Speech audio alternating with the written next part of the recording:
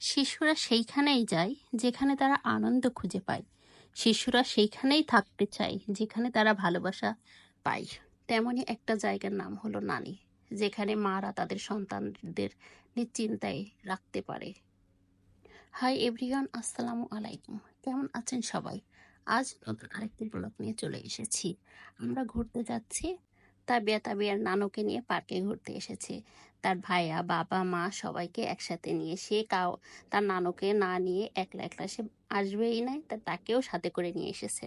নানু আসলে আর বাবা মাকে লাগে না, রাতে ঘুমায়ও নানুর কাছে, ভাইয়ের দিকে ঘুরতেও দেয় না, মনে করে ওটা একাই তার।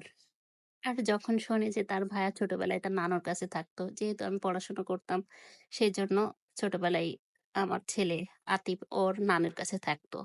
তাবিয়ার নানু যখন আমাদের বাসায় আসতে চায় তখন ফোন করে জিজ্ঞাসা করে তাদের কি কি লাগবে, তারা কি কি খাবে। তারাও আবার যা যা খাইতে চায় সেগুলো ফোন করে তার নানুকে বলে। সে সেইগুলো গুছিয়ে নিয়ে তারপরে আসে। এটাই মনে হয় পৃথিবীর একমাত্র নিঃস্বার্থ ভালোবাসা, যেখানে কোনো স্বার্থ কাজ করে না। যাই হোক, পার্কের পরিবেশটা অনেক সুন্দর। আমরা এখন চিড়িয়াখানার ভিতরে ঢুকতে এখানে কিছু পাখি দেখা যাচ্ছে। এই সাইডে আবার কিছু হরিণ আছে। রাবিয়া হরিণ দেখতেছে। আবার একটা বাচ্চা মেয়ে হরিণকে পাতা খাওয়াইতে যাচ্ছে। মাঝে মাঝে বাচ্চাদের নিয়ে সুন্দর সুন্দর পরিবেশে ঘুরতে নিয়ে যেতে হয়। এতে করে এদের মেন্টাল ডেভেলপমেন্টটা ভালো হয়। তারা নতুন নতুন কিছু জিনিস দেখে, শেখে, যেগুলো তারা বাসায় থেকে দেখতে পায় না। যে শিশু, বৃদ্ধ সবারই একটা মানসিক প্রশান্তির প্রয়োজন আছে বেঁচে থাকার জন্য। আর এই শান্তির জন্যই আমাদেরকে বাইরে যেতে হবে। এই যে এদিকে আবার বানর অনেকগুলো ছানা পড়েছে, সেগুলো আবার লাফালাফি করতেছে। তাবি আবার বানর দেখবে না, তার বানর দেখতে ভালো লাগে না।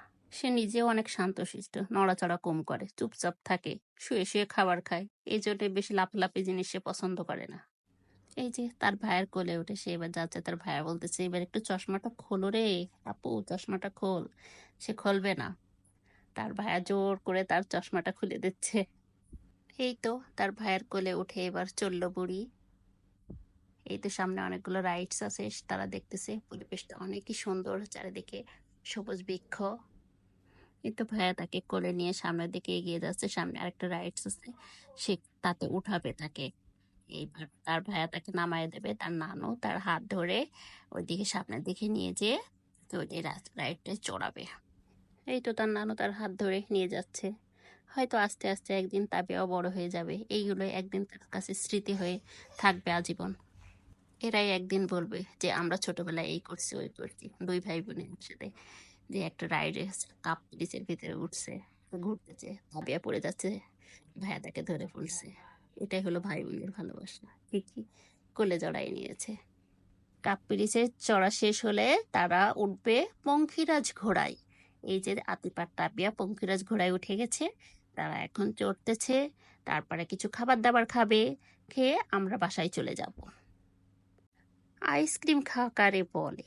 এইরকম করে মনে হয় না কেউ আইসক্রিম খায়, শুধু তাবিয়াই এমন করে খায়। তো আমাদের ভিডিওটা যদি ভালো লাগে অবশ্যই লাইক, কমেন্ট, শেয়ার করবেন। আর তাবিয়ার পরিবারের জন্য দোয়া করবেন। আপনারা সুস্থ থাকবেন, ভালো থাকবেন। আল্লাহ হাফিজ।